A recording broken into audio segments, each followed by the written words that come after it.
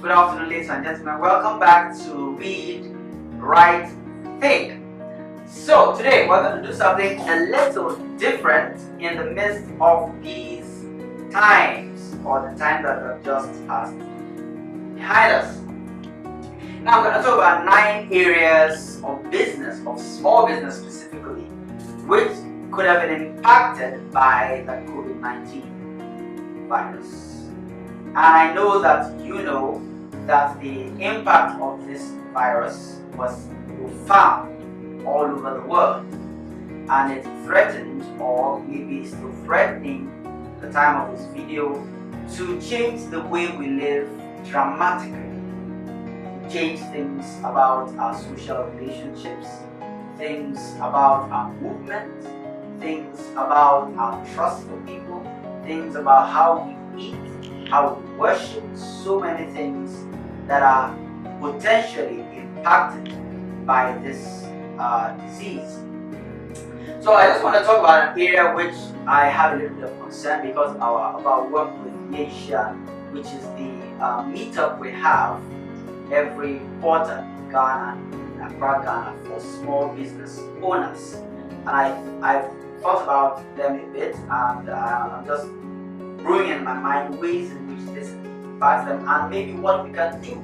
I said in a previous video that we have to leave to God what is God's business to execute, and we have to do what is our business while trusting Him with our lives as long as we are in this world. So I'm going to start with the issue of a salon, barbing salon, hair salons, and all of that. Last week, at the time of this recording, I was speaking to a friend of mine who runs a school called Igiri Montessori, and I had seen that his hair was heavily grown, just probably like mine.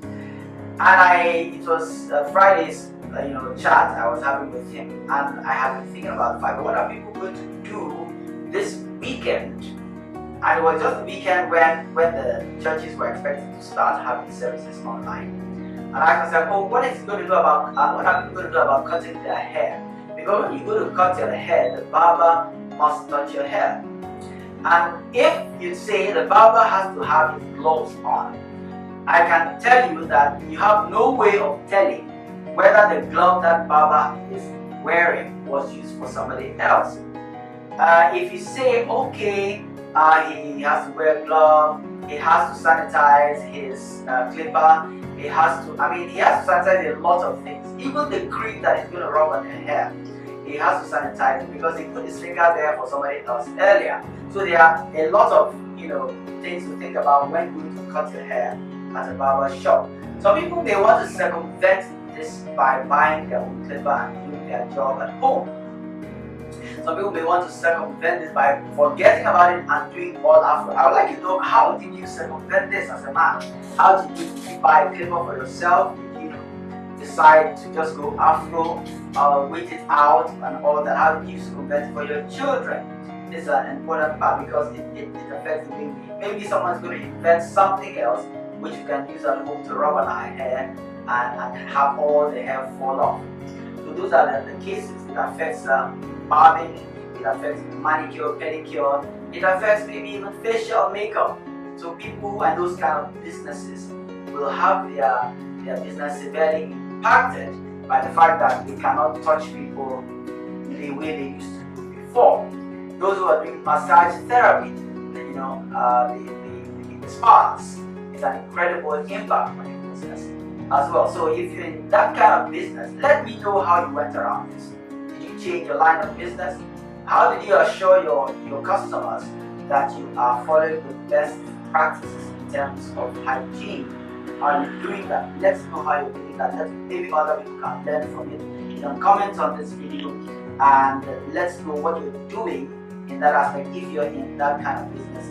The salons, the spas, and massage therapy. Another class of business that must have been severely impacted was event management. At a point, countries around the world began to say no large gatherings. And no large gatherings means that a lot of people had to postpone. In fact, I was in the committee of a funeral where it was postponed. People have to leave their loved ones' bodies in and mortuaries, and I began to ask myself, assuming this goes on indefinitely, what are we going to do with our bodies? Are we going to do eventually do private burials for everybody? And it's a big issue. It's a big issue culturally for a lot of people. So basically, that means that people like transitions across Ghana, they will not have any business during this period. They don't have any events to organize, any funerals to organize. People who do weddings, organize weddings, probably will not have any big weddings organized. People who do all sorts of events. People who have facilities for hosting events. Jandel, for example, I probably do not have any event in Ghana throughout the period. And I know a few other people who have built nice big facilities. These are things that you could not have anticipated in your business plan, but they happen. So what are you going to do? What are you going to do? Do you convert your event center to something else? Is that what you're going to do? Maybe you convert it to a car park if you are in an area where you have people who go to their offices. Maybe you convert it to a car park and ask them to pay for parking. Maybe you convert it to something else like that. It's a question you have to answer. So it impacted event management. Then another area which is related is even in the entertainment industry. People who wanted to organize maybe road trips or musical shows, you have a lot of impact in that area as well. I just thought. Alright, hospitality, even hotels. My sister-in-law got a job within this period around a hotel that was newly built in Igiri. When this happened, I began to ask myself, what are they going to do? Are they going to what are they going to do even with their staff? Because when employers start seeing that business is dropping dramatically, they have to cut down staff. They have to, because you can't pay people for doing nothing. If, for example, people are cancelling their trips to Ghana because the government has put restrictions on a number of countries, and these are the countries that pay a lot of money for these big hotels. If these trips are being cancelled, it impacts on the revenue of the hotel. And a friend of mine who works with a hotel somewhere outside of Accra told me that the amount of money they have lost in cancelled bookings, and it's just profound. It's just incredible, because it's very huge impact on business. So I want to know, if you're working in the hospitality industry, did you get laid off? How did it impact your business? What is the nature of the hotel and what does it look like? Is it empty? Let's know. Put the comments there. Let's know what you're experiencing. And what can we do about it? I mean, you cannot tell people to book hotels online or to sleep in hotels online. It doesn't work. Maybe our guest house is affected, or we still have guest houses operating. So these are serious impacts on hospitality, even in related areas like restaurants. I want to believe that this period, people will not want to eat outside. People would probably want to avoid eating outside. Maybe when you tell them I'm a hotel, you can't sleep in my hotel because there's no need to, there's no tourism going on, and I want to serve you food, meals, morning, afternoon, night, or something like that. Come and eat out. Some people maybe have reservations about eating outside, so it even impacts that area as well. How are you managing it? Let's know how you manage it. Then I would like to talk about what I call church business.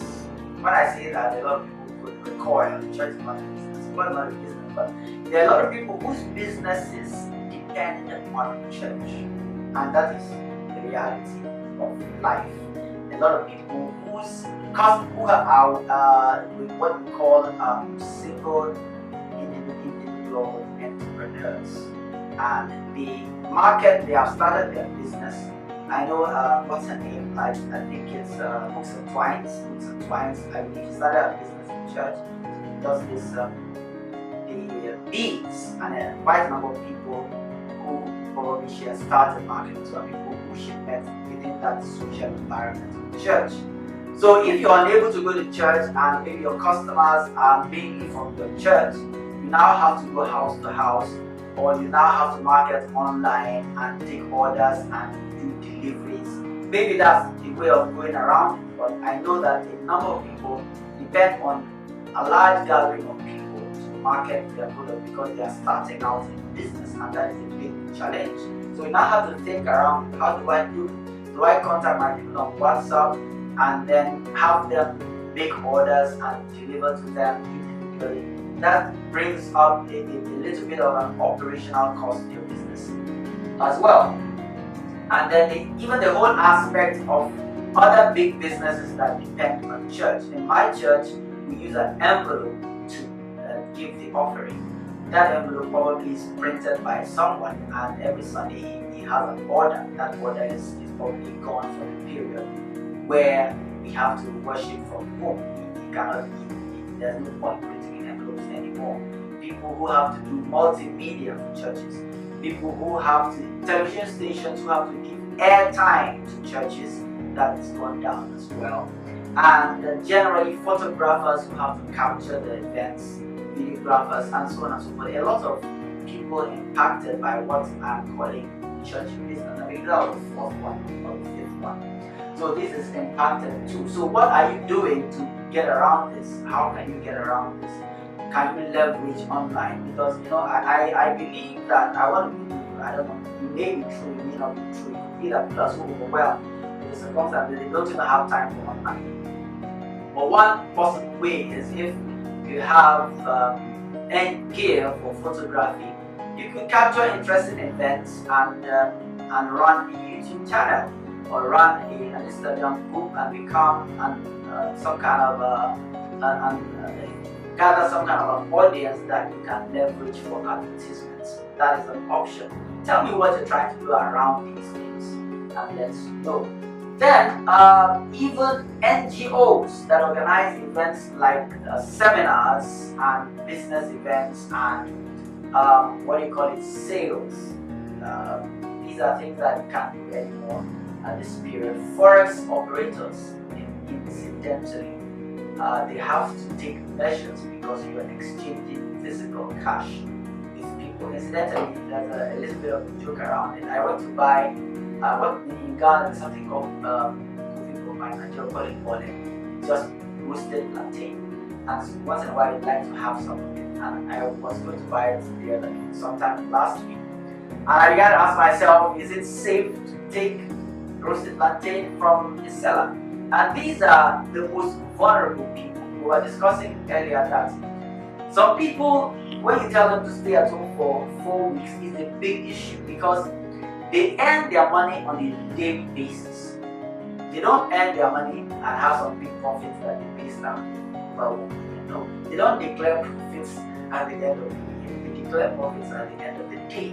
So it's a big issue for them, to not do business for a while or to have something as huge as this impact their business. And that impacts somebody as little as the one who's selling roasted plantain, the young woman who depends on it to feed her little child. And there's a woman like that near my workplace at Rich.